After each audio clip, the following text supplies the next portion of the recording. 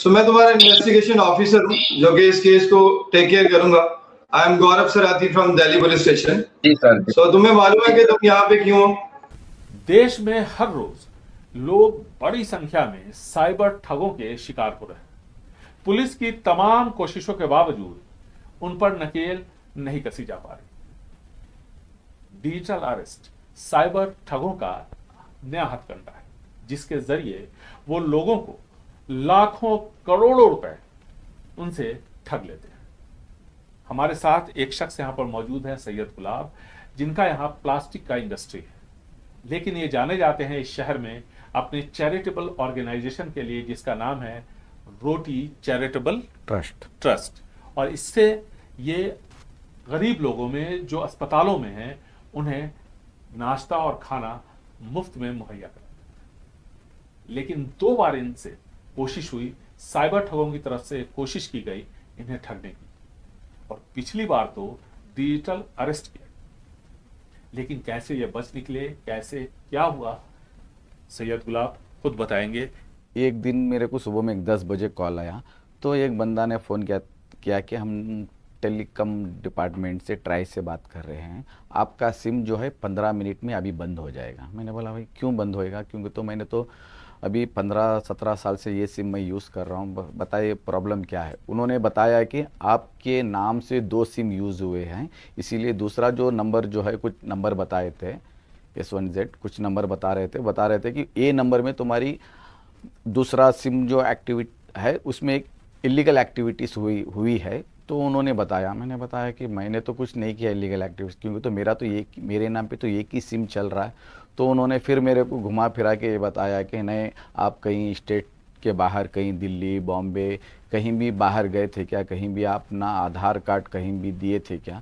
तो मैंने उनको बताया था कि हाँ, मैं दिल्ली बॉम्बे अक्सर जाया करता हूँ, कहीं होटलों में चेकआउट करने के लिए आधार कार्ड देना पड़ता है, तो मैंने शायद बहुत सारी जगहों में दिया होगा, शायद हो सकता है। बस मैं इतना ही बताया, तो उन्होंने क्या किया, मेरे को ट्रैप किया, तो मेरे को गुमराह किया। अच्छा, तुमने वहाँ यहाँ आधार कार्ड दिए हैं ना, तो उसमें क्या करते हैं वो लोग, आधार कार्ड लेके अपना नंबर आधार कार्ड का लेके, उन्होंने वही आधार कार्ड से आप करना एक दूसरा सिम लेके उसमें आपको इलीगल एक्टिविटीज़ करके, या अलग अलग लोगों को उन्होंने रिलीजन हट के बारे में भेजा हुआ है।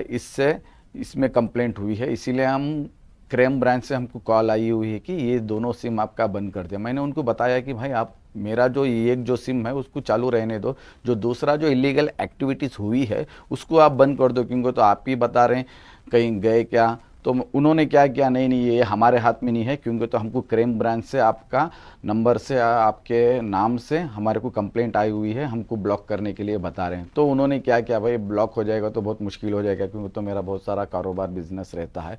तो उन्होंने क्या किया, तुरंत आप एक काम कीजिए, आप क्राइम ब्रांच दिल्ली में आ जाइए, आज ही हो सका। तो बोला भाई मैं तो नहीं आ सकता, आज तो छुट्टी है। तो उन्होंने फिर क्या किया, अच्छा मैं एक जुगाड़ करता हूँ। तो उन्होंने ही बोला अच्छा मैं एक जुगाड़ करता हूँ, तो मैं एक पुलिस ऑफिसर से आपका कॉल ट्रांसफ़र करता हूँ, वो जो भी रहेगा उनसे आप बात कीजिए बोले।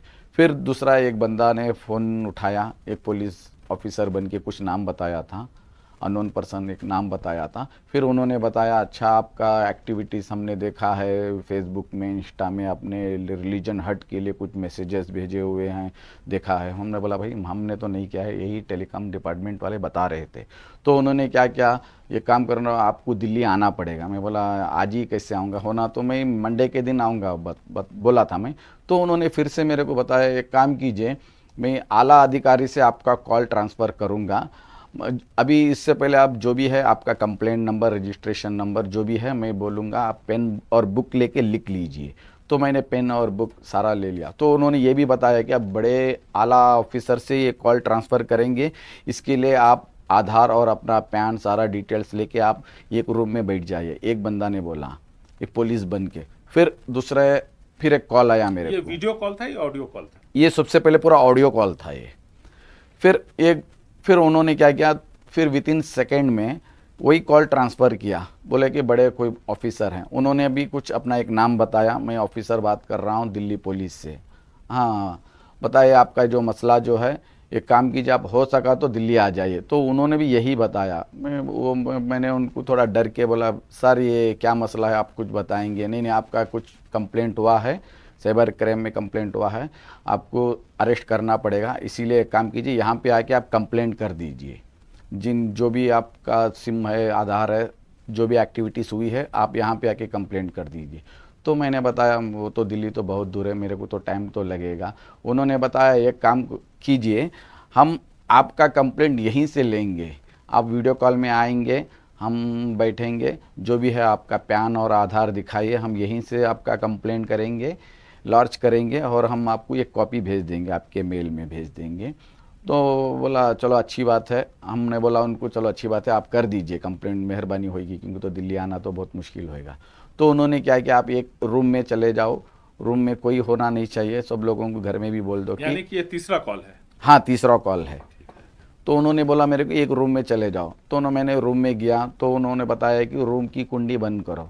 तो मैंने बंद किया। तो उन्होंने बोला कि तुम्हारा कैमरा, क्योंकि तो अभी तक ऑडियो कॉल में था, उन्होंने बोला कि अभी मैं वीडियो कॉल करूँगा, आपका जो पूरा रूम मेरे को 360 एंगल में आप पूरा रूम दिखाइए। तो मैंने घुमा के पूरा दिखाया। तो 2 दरवाजे थे, एक बालकनी का था। तो उन्होंने बोला कि फिर एक दरवाज़ा है, वो कौन सा दरवाज़ा है? तो मैंने बताया ये बालकनी का है। वो बोले बालकनी खोलो, फिर बंद किया। फिर बंद करने के बाद में वो बोले कि कुंडी लगाने का वो भी जूम करके अपना कैमरा वहाँ पे लेके जाओ, फिर दूसरे दरवाजे के पास में लेके जाओ। तो उन्होंने इतना सारा कुछ किया। यही जो वीडियो रिकॉर्डिंग है, यही अब एक एविडेंस है, जो कि तुम एक रिपोर्ट दे रहे हो, खुद से अपनी रिपोर्ट दे रहे हो कि तुम ही वो व्यक्ति हो जिससे तुम्हारी बात हो रही है, हमारी बात हो रही है, और तुम ही ये रिपोर्ट कर रहे हो। ठीक है जी सर, जी सर, जी सर, जी सर। क्योंकि कोर्ट जो है वो सिर्फ तुम्हारी अपीयरेंस को एक्सेप्ट करेगी इसमें, और मेरी भी अपीयरेंस को एक्सेप्ट नहीं करेगी, क्योंकि अब मैं वापस जाऊंगा फिर से अपने इन्वेस्टिगेशन रूम में, एंड वहां पे मेरा कैमरा जो है वो ऑफ रहेगा। पुलिस के कुछ कॉन्फिडेंशियल डॉक्यूमेंट्स होते हैं, उसी कारण वो मैं पब्लिक को डिस्क्लोज नहीं कर सकता। समझ रहे हो? जी सर, जी सर। ठीक है, तो तुम्हारी स्टेटमेंट जो है वो मेक श्योर मैं जब भी लूंगा तो मेरा कैमरा ऑफ रहेगा, तुम्हारा कैमरा इसमें ऑन रहेगा, तुम्हारा वीडियो, ऑडियो और मेरा ऑडियो, ये सभी रिकॉर्डेड रहेगा कोर्ट में एविडेंस के लिए। ठीक है जी सर। फिर एक जगह में बोले कि स्टैंड रहेगा, तो मोबाइल स्टैंड वहाँ पे फ़ोन रख के आप सावधान से बैठ जाओ, आधार और पैन लेके बैठ जाओ बोले थे। तो मैंने क्या किया, लेके बैठ गया। फिर उन्होंने क्या किया, अभी कॉल तो लंबी होगी, आपका कंप्लेंट लेना पड़ेगा वीडियो कॉल के ज़रिए में, इसके लिए कहीं बैटरी डाउन ना हो जाए आपकी, आप एक चार्जर भी ले लो। तो मैंने वहीं पे चार्जर रखा हुआ था, अपना चार्जर भी ले लिया। वो बोले चार्जर पिन भी लगा लो, आप फ़ोन में लगा लो, मोबाइल फ़ोन में। तो मैंने वो भी लगा लिया। तो मैं उससे पहले क्या कहता, ऑलरेडी मेरे साथ 1 से 2-3 बार इस तरीके से हादसे हुए थे। तो मैंने होशियार होकर अपने आप को, मैंने क्या किया था, उसको कॉल रिकॉर्डिंग, स्क्रीन रिकॉर्डिंग में कर दिया था। तो मेरे पास में एक दूसरा डिवाइस था, दूसरा मोबाइल था, उसमें भी मैंने रिकॉर्डिंग में डाल दिया था।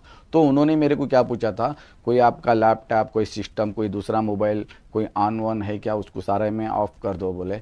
वाईफाई घर पे है क्या, बोले हाँ है बोला। तो सारा सामान उन्होंने बंद करवा दिया, जो भी मेरा डिवाइस था उन्होंने बंद करवा दिया। मतलब ये बता रहे थे, लेकिन मैंने कुछ बंद नहीं किया था, क्योंकि तो मेरा तो दूसरा मोबाइल तो चालू में था, वो पहला वीडियो कॉल था। तो उन्होंने बताया, मेरा पूरा नाम बताया और पूरा मेरा एड्रेस भी बताया, बैंगलोर का डिटेल्स पूरा बताया। तो मैं सोचने लगा कि ये तो पूरा मेरा डिटेल्स बता रहे हैं, हाँ चलो अच्छी बात है बोल के मैंने जब पैन आधार जब लेके हाथ में बैठा हुआ था, तो उन्होंने बताया कि आप सावधान से एक एक पिन टू पिन आप बताएंगे, कहाँ पे गए थे, कहाँ सिम यूज़ किया था, कुछ एक्टिविटीज़ किए क्या, क्योंकि आप जो भी बोलेंगे वो रिकॉर्ड रहेगा ये, ताकि ये कोर्ट में सबमिट हो ये रिकॉर्डिंग, ताकि जज के सामने, या ये जो आपका वीडियो है ना, ये आप जज के सामने हम दिखाएंगे।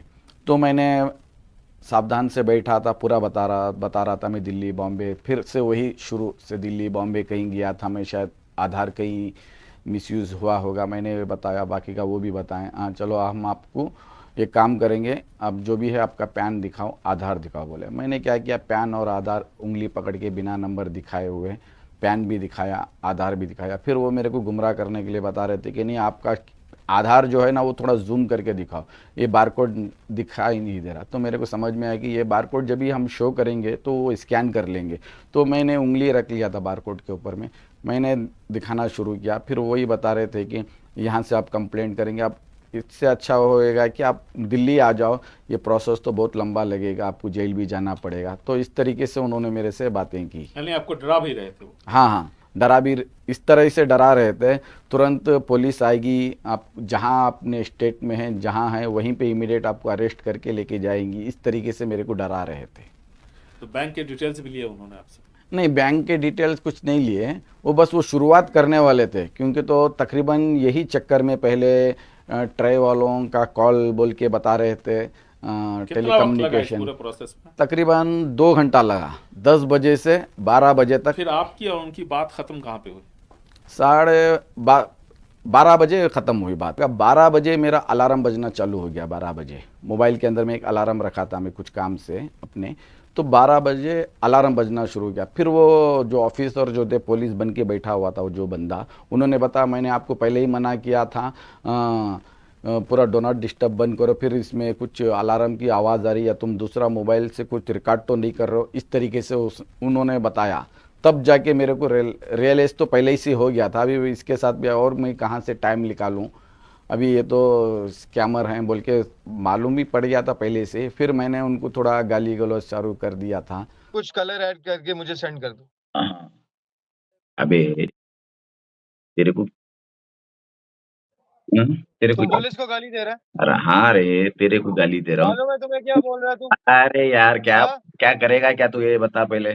हाँ, पुलिस चले अबे। मैं जो कर सकता हूँ वो तुम्हें मालूम नहीं है मैं क्या कर सकता हूँ। तुम मैं क्या, समझ रहे हो तू? तेरे को भी सब मालूम है, मैं तुझे बताता हूँ। सब मैं मालूम। तुझे पुलिस की कस्टडी में ले सकता हूँ कुछ नहीं, और तुम्हें तू इसी वक्त इसी समय तू पुलिस आएगी और तुम्हें गाड़ी में खींचते हुए लेके जाएगी। तेरे को मालूम अगर तुमने क्लियरेंस सर्टिफिकेट नहीं लिया इसके ऊपर तेरे को तो मालूम तुम्हें पता लग जाएगा फिर क्या होता है तुम्हारे साथ। तेरे फोन से भी रिकॉर्डिंग कर रहा हूँ, सब कर रहा हूँ, तेरे को ये भी मालूम है क्या? अबे पागल, तुम जो भी रिकॉर्डिंग कर रहे हो तुम्हें बिना पूछे तुमने रिकॉर्डिंग की है। क्या तू? तुम्हें इसका भी अबे पागल, अंदाजा नहीं है तुम्हें इसके पीछे क्या भुगतना पड़ेगा। से लेके आया क्या चोर? समझ आ रहा है तुम्हें मेरी बात से?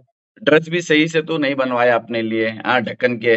हाँ, कितने लोग कितना टाइम वेस्ट किया तुम्हें है मैं बता। बताता हूँ कौन अपना ढक्कन का कौन ढक्कन का नहीं है तुम्हें मैं अभी बताता हूँ। मैं ठीक फ्री है, में, आज मैं फ्री में हूँ, मैं अपना टाइम निकाला, तू कितना टाइम वेस्ट मैं किया अभी है? पुलिस को भेज रहा हूँ तुम्हारे पास। तुम्हारा फ्री टाइम सारा जेल में गुजरेगा। पुलिस, समझ आ रहा है तुम्हें? अच्छा पुलिस को भेजे हाँ, तो कहाँ पे तुम्हारा जेल भेजेगा? में गुजरेगा। मेरा डिटेल्स है तेरे पास, एड्रेस है, पुलिस तुमने को पुलिस से भेज। मिसबिहेव किया और तुम्हें मालूम पड़ जाएगा मिसबिहेव करना कितना महंगा पड़ता है। अच्छा अच्छा अच्छा अच्छा, मिसबिहेव करना। हाँ, अबे बिल्कुल। के ये स्कैम तो अभी पुराना हो गया, कोई नया तरीका ढूंढो ना रे। गुलाब जी के साथ साइबर ठगी की यह दूसरी कोशिश थी। इससे पहले भी ऐसी ही एक कोशिश को वो नाकाम कर चुके हैं। हुआ ये कि जिस बैंक में उनका खाता है उस बैंक के कार्ड पर कस्टमर केयर का जो नंबर लिखा था वो बदल गया था। ऐसे में उन्होंने इंटरनेट के सर्च इंजन अपने बैंक के कस्टमर केयर के नंबर को तलाशने की कोशिश की। वो नंबर उन्हें मिला, लेकिन इससे पहले कि उस नंबर को वो डायल करते उसी नंबर से एक कॉल उनके पास आया और ये कोशिश थी साइबर फ्रॉड्स की, गुलाब जी से पैसे ऐंठने की। मैं गूगल में अपना एक बैंक का कस्टमर केयर को मैंने कॉल किया, तो उधर पे बहुत सारे नंबर आ रहे थे, तो उन्होंने मैं फिर बंद कर दिया। मैं फिर तुरंत इमीडिएट 30 सेकंड के बाद में एक कॉल आया मेरे को। वो एक अपना बैंक का नाम बता रहे थे, वो मतलब गूगल के अंदर बस मैंने अपना बैंक का नाम सर्च किया था कस्टमर केयर का, तो तुरंत 30 सेकंड के अंदर में मेरे को कॉल आया। बैंक का नाम भी बता रहे थे, वो बंदे बता रहे थे कि आपको कुछ मसला है क्या, आपने कॉल किया था। मैंने तो कॉल तो नहीं किया था, बस मैंने खाली सर्च किया था। तो मेरे दिमाग में ये था कि मेरा बैंक का मसला था, चलो बैंक वाले कॉल किए होंगे मेरे को बोल के मैंने अपना मसला बता रहा था। मेरा अकाउंट कुछ ब्लॉक हो चुका है, कुछ प्रॉब्लम्स है, केवाईसी के लिए मैंने तो केवाईसी तो पूरा सबमिट कर चुका है। तो उन्होंने बताया कि अच्छा आपका अकाउंट नंबर बताओ, डिटेल्स बताओ बोले थे। मैंने अकाउंट नंबर, तो मेरा दिमाग समझ में नहीं आया कि मैं डिजिटल अरेस्ट हो रहा हूँ बोल के। तो मैंने तुरंत उन लोगों को बताया कि मैं अकाउंट नंबर बताया। फिर उसके बाद में उन्होंने बताया कि अच्छा पूरा केवाईसी आपने पूरा जमा कर दिए थे क्या नियर बाई बैंक में? हमने बोला हाँ पूरा मैंने जमा कर दिया। एक काम कीजिए, हम जो भी आपको सेटिंग्स में जाने के लिए बोलेंगे, आपकी बैंक की ऐप में वहाँ जाओ बोले। तो मैंने गया, फिर बोले नहीं आप गलत कर रहे हैं, ऐसा नहीं, ऐसा जाओ। फिर उन्होंने क्या किया, एक काम कीजिए, आपके मोबाइल में प्ले स्टोर है ना, वहाँ पे जाओ बोले। तो मैंने तुरंत गया वहाँ पे, पता नहीं कुछ बैंक का मसला होगा बोल के।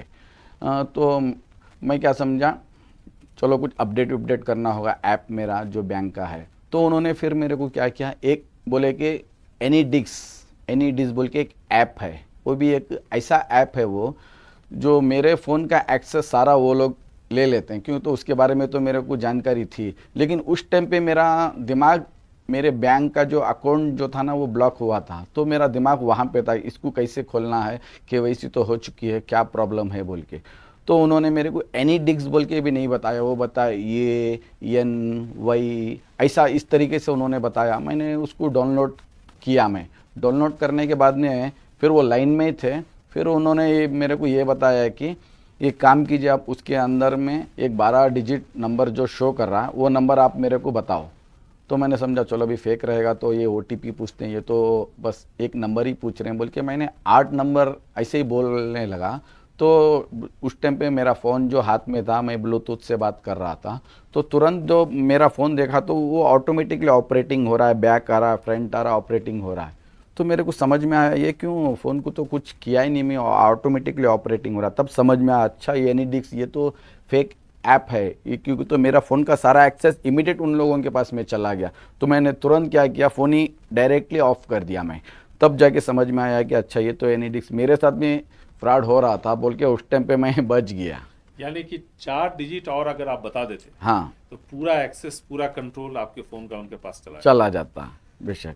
तो गुलाब जी ने 2 बातें कही हैं। पहली बात यह है कि आपको सावधान रहने की ज़रूरत है, और हर स्टेज में सावधान रहने की ज़रूरत है। और आपको ये पता होना चाहिए कि आपके बैंक की तरफ से KYC के लिए कभी भी कोई कॉल नहीं आएगा। ट्राई ने कई बार कहा है कि ट्राई की तरफ से फ़ोन बंद करने का कॉल कभी किसी को नहीं किया जाता। इसी तरह से कुरियर एजेंसी के नाम से जो कॉल्स आते हैं वो सारे भी फेक होते हैं, और कई लोगों के लाखों करोड़ों रुपए अब तक डूब चुके हैं। ऐसे में आपको भी गुलाब जी की तरह ही सचेत और सजग रहने की ज़रूरत है, ताकि आप अपनी गाढ़ी कमाई को बचा सके। अब पुलिस की जो एक और बड़ी चुनौती है वो ये है कि सिलिकॉन के ह्यूमन मास्क सामने आ गया। कोई भी शख्स उसको पहन लेता है और उसके बाद उसकी पहचान बिल्कुल नामुमकिन हो जाती है।